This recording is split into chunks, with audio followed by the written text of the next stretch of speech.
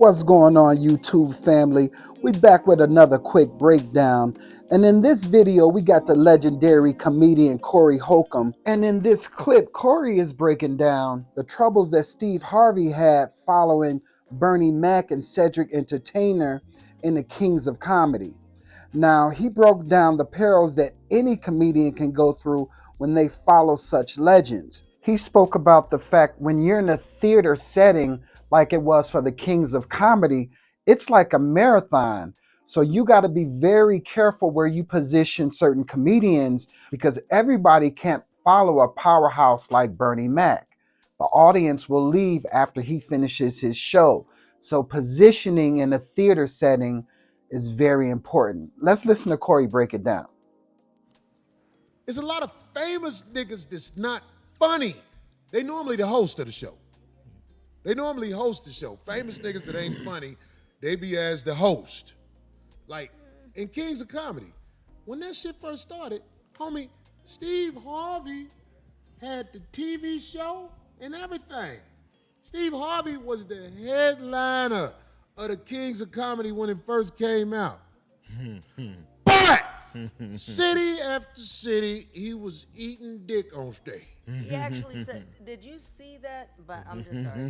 But You can bring it up, D. The Shannon Sharp What'd he interview. say? No, I didn't see it. Excellent. One of the best interviews I've ever seen. Well, who did he interview? Steve Harvey? Yep. What did and Steve Harvey say? A lot, but he speaks on all the details. He actually is breaking his version. So you ain't gonna say what he said? I can't remember verbatim. I'm just saying, watch it yourself. But to me, it was really good. He gave a lot. How of was it insight. good if you don't didn't remember bring it up? nothing? No, but he speaks on that because he was saying how hard it was because he was closing. He really didn't. I don't. What he was trying to say was he was excited when he finally got to. He'd rather host it. He wanted to host it. So when he said that to me, he said that he wanted to host it. So when the second round, He wanted to host it because he couldn't go up behind Said And the he admitted Entertainer it. and Bernie Mac. and he said that, and he said it. He said it. What did he said say? That it was hard every night. He was like, "Can you imagine going up after those guys? Like it was tough." Well, it's a lot of motherfuckers who be on tour like that now. Great. And they are normally the hosts. They famous. They famous now.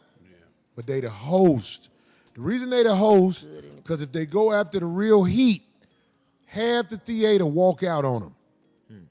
This is what happens. This ain't no diss. This ain't me talking shit. Right. I'm saying, like, when you're doing a theater show, it's a marathon. Imagine 4-5 acts that went up and you got to go up last. In a theater, you can't perpetrate the headliner. You can't. You'll get booed. That's tough. Sometimes it's hard, even if you are a headliner, to go up last on a theater show. A theater show is a marathon. When you after they done seen 4 motherfuckers, 5 motherfuckers, and the host, 2 hours that went by, And if the run here you come. right, and if the You got to have the chops, dog. He said a lot of times that people didn't stick with the times that they were supposed to stick with. Whatever you want to come up with. Steve Harvey ain't got no business headlining over Bernie Mac or Cedric the Entertainer. He ain't got no business going up after they hit the stage.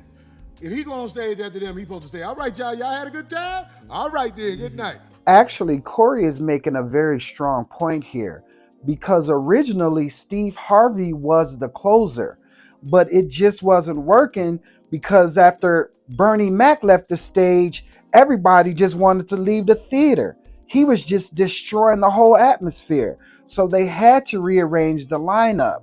And if you really look back at it, it really worked because Steve Harvey, as the host, he was able to sprinkle in his jokes and then bring out the fire. So it really worked in terms of designing the show. He the host for a reason. It ain't no diss to the brother. He got the host. He ain't got the chops. In fact, he a good host for the unfunny famous nigga. If that could be said, out of all the niggas that's famous, not funny, Steve Harvey is one of the best famous unfunny niggas out there. Yeah, he was a good host on that. He a good host. True. He come with his little sarcastic humor in between, and it worked. Because in between, it could work. Yeah. Like, what y'all doing walking in late? What he got on? That type of shit. And I like the story. I didn't know a lot Crowd work. about him. Yeah. Right. You can't go up 2 hours after the show that started. Look at this dude right here. Fuck you, nigga. We'll beat your ass with this motherfucker. When you look at it, it was one of the most successful tours and comedy specials ever. And the reason why it worked is because the way that they positioned the comedians and they rearranged it to make it work perfectly as Steve being the host. So I'm in complete agreement with Corey Holcomb. I mean, sometimes Steve Harvey is hilarious. And, sometimes he's not as funny in stand up roles, but he may be incredible as a host on a television show or even as a host as he was here on the Kings of Comedy. So I have to give him his props. He's definitely a legend in the game. But I think the way that they designed the show and rearranged the comedians and put Cedric and Bernie at the end, it was able to become one of the most legendary shows that we've ever seen in terms of four incredible comedians doing their thing. And like we always say, let's change the narrative and refocus the optics. Thanks for watching. Please like and subscribe to the channel. Catch you on the next one.